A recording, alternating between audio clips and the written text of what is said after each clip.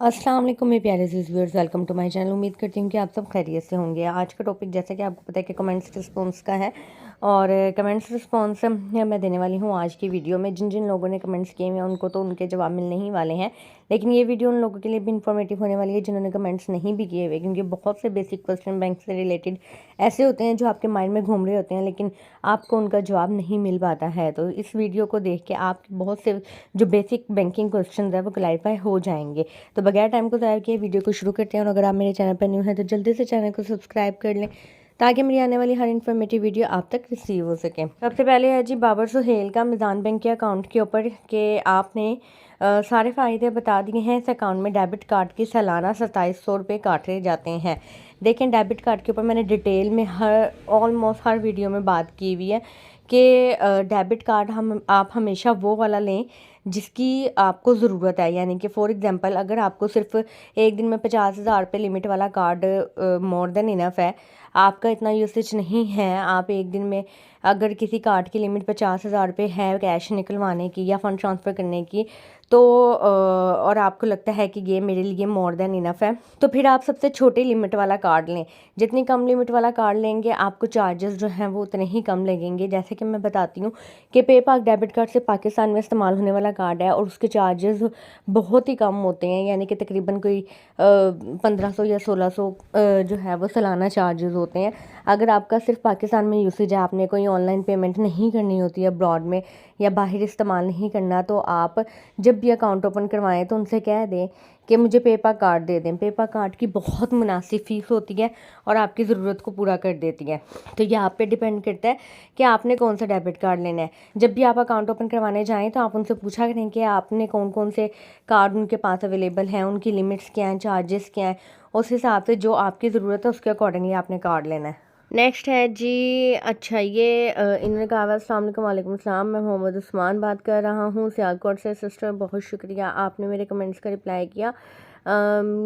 मैं अपने ख़ुद का बिज़नेस स्टार्ट करना चाहता हूँ। मेरी आपसे रिक्वेस्ट होगी काइंडली जितनी जल्दी हो सके आप इस हवाले से एक वीडियो अपलोड करें जिसमें आप भी ज़रूर बताइएगा कि बैंक से लोन लेने के लिए किन चीज़ों की रिक्वायरमेंट होती है और इसका क्या हिसाब किताब होता है। अच्छा, ये इन्होंने लोन की वीडियो का कहा हुआ है, तो लोन की वीडियो की इंशाल्लाह मैं ज़रूर बनाऊंगी।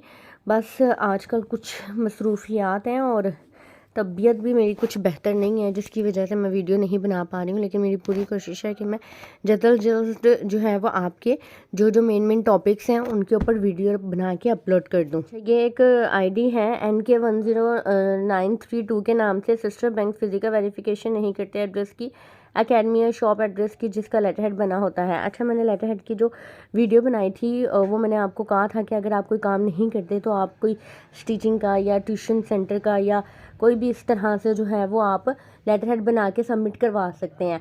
और फिज़िकल वेरिफिकेशन ज़रूरी होती है, लेकिन ये छोटे मोटे बिजनेस की इतनी कोई वेरिफिकेशन नहीं करते हैं, बहुत कम। अस्करी बैंक है जहाँ पे मैंने सुना है कि वो फिज़िकल वेरिफिकेशन लाजमी करते हैं। एनी हाउ, अगर है भी तो आप किसी की भी जो है वो मैंने आपको कहा था कि होम ट्यूटर का आप बता दीजिएगा कि मैं मुख्तलिफ बच्चों को जो है वो मुख्तलिफ जगह पे या लोकेशंस पे जाके होम ट्यूटर की सर्विस प्रोवाइड करता हूँ, तो उसकी तो वेरिफिकेशन वो कर ही नहीं सकते। यानी कि ज़ाहिर बात है कि वो जगह जगह तो नहीं जाएंगे ना, तो सच है ऐसा कुछ नहीं होता। BOP में भी खुल जाता है, HBL में भी खुल जाता है। आप सिंपली लेटर हेड ले रहे हो, उनसे कहें कि ये मेरा खोल दें, मैंने 1-2 मिलियन जमा करवाना है। जब आप 1-2 मिलियन का नाम लेंगे तो ऑटोमेटिकली आपका सारा कुछ ओके करके खोल देंगे। नेक्स्ट है जिशान के नाम से। मैडम, ये बताएं कि कौन सा बैंक बेस्ट है जो ज़्यादा प्रॉफिट देता है डेली या मंथली। देखें, ये डिपेंड करता है कि आपको इस्लामिक अकाउंट चाहिए या आपको कन्वेंशनल अकाउंट चाहिए। अगर तो आपको इस्लामिक अकाउंट चाहिए तो नेशनल सेविंग्स में बहुत सी इन्वेस्टमेंट स्कीम्स हैं, उसके ऊपर भी मैंने काफ़ी वीडियोस बनाई हुई हैं। आप मेरी चैनल पे मुझे प्लेलिस्ट को चेक कर लें। इसके अलावा अगर आपको नेशनल सेविंग यानी कि उम्मी बचत में अकाउंट नहीं ओपन करवाना तो आप मिज़ान बैंक का चेक कर सकते हैं। मिज़ान बैंक के भी बहुत से अकाउंट्स के बारे में मैंने सेविंग अकाउंट्स के बारे में इनफैक्ट बनाई हुई है, उसके रेट्स भी बताए हुए हैं, आप वहाँ पे इन्वेस्ट करवा सकते हैं। लेकिन इस्लामिक अकाउंट्स जो होते हैं वहाँ पे सेविंग रेट यानी कि सेविंग अकाउंट्स के ऊपर जो प्रॉफिट रेट्स होते हैं वो कंपैरेटिवली कम होते हैं। अगर आप दूसरे बैंक्स में, कमर्शियल बैंक्स में यानी कि कन्वेंशनल ब्रांचेस में अकाउंट ओपन करवाते हैं, नॉर्मल सेविंग अकाउंट, तो उसमें आप देख लें कि HBL में इफ़ेक्टिव रेट्स ज़्यादा होते हैं, बैंक अल हबीब में भी ज़्यादा है। तो आप मेरी सेविंग अकाउंट्स की जितनी वीडियोस हैं वो चेक कर लें, आपको खुद ही अंदाज़ा हो जाएगा कि आपने कौन सा अकाउंट ओपन करवाना है। सेविंग अकाउंट वैसे मोस्टली आप वो ओपन करवाया करें जिसमें डेली बेसिस पे प्रॉफिट की कैलकुलेशन और मंथली बेसिस पे आपको प्रॉफिट क्रेडिट हो जाए। आपने हमेशा वो अकाउंट देखना है जिसमें आपको माहाना बेसिस पे प्रॉफिट मिलता रहे, ताकि साथ साथ आपको मुनाफा भी मिलता रहे और रेट अगर अपडेट हो तो उसका ज़्यादा असर आप पर ना हो। नेक्स्ट है जी तैयब इमरान का कि अगर यूट्यूब पेमेंट लेनी हो तो करंट अकाउंट MCB और बैंक अल हबीब बेहतर है, और अगर वैसे पेमेंट लेनी हो तो UBL और बैंक अल फलाह बेहतर है, और अगर सेविंग अकाउंट ओपन करवाना हो तो फिर फैसल बैंक। देखेंगे अपनी अपनी ओपिनियन है कि कौन सा बैंक है, लेकिन यूट्यूब की पेमेंट के लिए जैसा कि मैंने आपको बताया था कि UBL बैंक अच्छा है, मिज़ान बैंक अच्छा है, ठीक है, और MCB भी ठीक है। लेकिन UBL जो है वो मैं जितनी मैंने वीडियोस देखी हैं और जो पर्सनली एक्सपीरियंस है, UBL अच्छा है। बाकी सेविंग अकाउंट ओपन करवाने के लिए वो आपकी अपनी मर्ज़ी, आप किसी में भी ओपन करवा सकते हैं। फैसल बैंक इतना कोई हाई फाई ब्रांड नहीं है। हाँ, मिज़ान बैंक अच्छा है, बैंक अल हबीब में भी रेट अच्छे हैं। तो ये आपकी अपनी ओपिनियन है कि आपने कहाँ पे अकाउंट ओपन करवाना है। तो ये समी का मुझे सेविंग अकाउंट ओपन करना है जी, बिल्कुल आप सेविंग अकाउंट ओपन करें जिसमें आपको रेट अच्छा मिलता है और माहाना बेसिस पे आपको मुनाफा मिलता है, वो अकाउंट आपने ओपन करवाना है। नेक्स्ट है जी 19 और 18% है।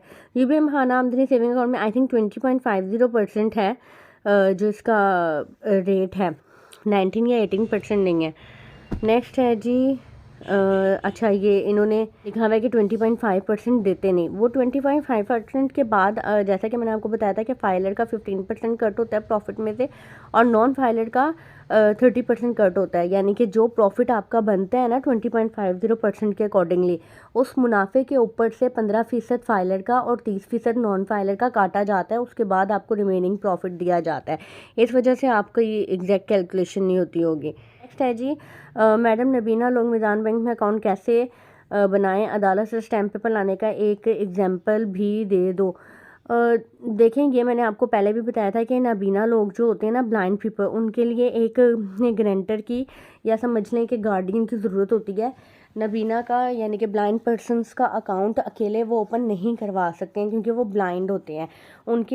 उसके लिए जो है वो उनका एक गार्डियन मुकर्रर किया जाता है जो उसके बिहाफ पे अकाउंट ओपन करवाता है, और अकाउंट ब्लाइंड पर्सन का ही होता है, लेकिन उसकी जो जिम्मेदारी होती है वो सारी उस गार्डियन के ऊपर होती है। उसकी सारी डॉक्यूमेंटेशन होती है, कुछ इंडेमनिटीज फॉर्म साइन करवाए जाते हैं, और स्टैम्प पेपर वगैरह जो है वो आप एजेंट से ले सकते हैं, बैंक ऑफ पंजाब से निकलवा सकते हैं।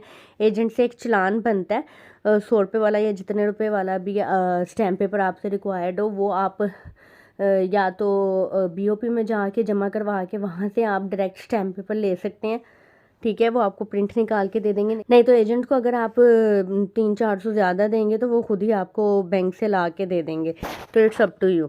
अच्छा, नेक्स्ट है जी मोहम्मद सुहेल का UBL मुकम्मल करंट अकाउंट के ऊपर के चार्जेस इफ़ नॉट मेंटेन 25 के।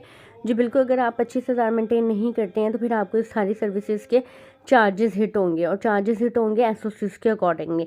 जो भी SOCs के अकॉर्डिंगली चार्जेस चल रहे होंगे वो होंगे। UBL के डेबिट कार्ड के ऊपर मैंने वीडियो बनाई हुई है, वहाँ से चेक कर सकते हैं कि UBL के डेबिट कार्ड के क्या चार्जेस हैं। नेक्स्ट है जी हुसैन का, अस्सलाम वालेकुम मैम। वालेकुम अस्सलाम। रेमिटेंस इन बैंकिंग क्या है और क्या ये उस स्टूडेंट के लिए सही है जो अब्रॉड स्टडी करना चाहते हैं? रेमिटेंस क्या होती है बेसिकली?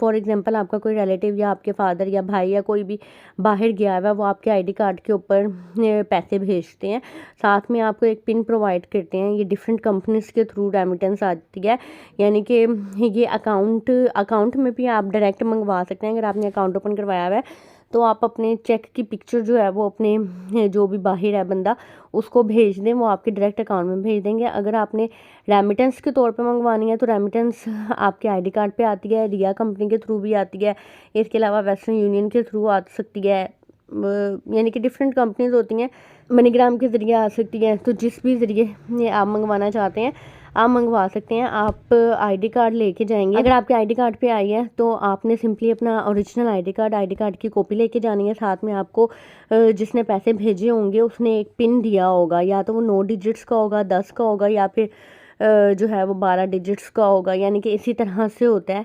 अल्फ़ान्यूमेरिक डिजिट्स भी हो सकता है और मुकम्मल डिजिट्स भी हो सकता है। तो जो पिन दिया होगा वो पिन लेके आप जाएंगे, आईडी कार्ड लेके जाएंगे, वहाँ पे रेमिटेंस का बंदा बैठा हुआ होता है बैंक में, और आप जाके अपने आईडी कार्ड के ऊपर रेमिटेंस जो है वो रिसीव कर सकते हैं। और अगर आप बाहर हैं तो हाँ बिल्कुल रेमिटेंस आप भेज सकते हैं। और ये आपने किस सेंस में पूछा है कि स्टूडेंट के लिए सही है जो अब्रॉड स्टडी करना चाहते हैं। देखिए रेमिटेंस तो वो होती है जो आपके नाम पे भेजी जाती है बाहर से किसी के ज़रिए, यानी कि फॉर एग्जांपल अगर आपका कोई रिलेटिव या भाई या कोई भी बाहर है वो आपके आईडी कार्ड पे पैसे भेजेगा, उसको रेमिटेंस कहते हैं। तो अगर आपने खुद बाहर जाना है तो ज़ाहिर बात है कि फिर आप यहाँ पे पाकिस्तान में किसी को पैसे भेजेंगे। तो आपका ये सेकंड क्वेश्चन किस सेंस में है ये आप क्लैरिफाई कर दीजिएगा तो मैं आपको बता दूंगी।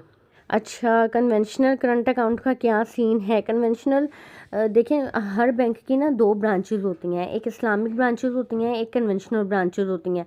इस्लामिक ब्रांचेस में इस्लामिक अकाउंट्स ओपन किए जाते हैं, यानी कि जो इस्लामिक बेस पे होते हैं उनके फतवा वगैरह अवेलेबल होते हैं। और जो नॉर्मली अकाउंट्स ओपन होते हैं वो कन्वेंशनल ब्रांचेस में होते हैं। कन्वेंशनल ब्रांचेस में आप करंट अकाउंट भी ओपन करवा सकते हैं, सेविंग अकाउंट भी ओपन करवा सकते हैं। इसी तरह इस्लामिक ब्रांचेस में भी आप करंट भी ओपन करवा सकते हैं और सेविंग अकाउंट भी ओपन करवा सकते हैं। नेक्स्ट है जी मुनीबा फलक का, can I refuse to take debit card, कोई इशू तो नहीं बनेगा। जी बिल्कुल, आप डेबिट कार्ड लेने से इनकार कर सकती हैं। अगर आपको डेबिट कार्ड की ज़रूरत नहीं है, सिर्फ चेकबुक से आप काम चला सकती हैं, तो समटाइम एक इंडेमनिटी देनी होती है। इंडेमनिटी क्या है, एक पेज के ऊपर बस आपने लिखना होता है कि आप अपनी मर्ज़ी से जो है वो डेबिट कार्ड लेना नहीं चाहती हैं, ना अप्लाई करना चाहती हैं, सिर्फ चेकबुक लेना चाहती हैं, तो वो आप रिक्वेस्ट लिख के दे दें, आपका डेबिट कार्ड इशू नहीं किया जाएगा। लेकिन ये आपने उनको बताना है, अगर आप नहीं बताएंगे तो डेबिट कार्ड ऑटोमेटिकली आपका बन जाएगा। ये थे आज के कमेंट्स। उम्मीद करती हूँ कि वीडियो आपको पसंद आई होगी। अगर आपने वीडियो को यहाँ तक देखा है तो चैनल को सब्सक्राइब लाजमी कर दीजिएगा, अगर अभी तक नहीं किया है तो। अपना ख्याल रखिएगा, दुआ में याद रखिएगा। मुझे इजाज़त दें, अल्लाह हाफिज़।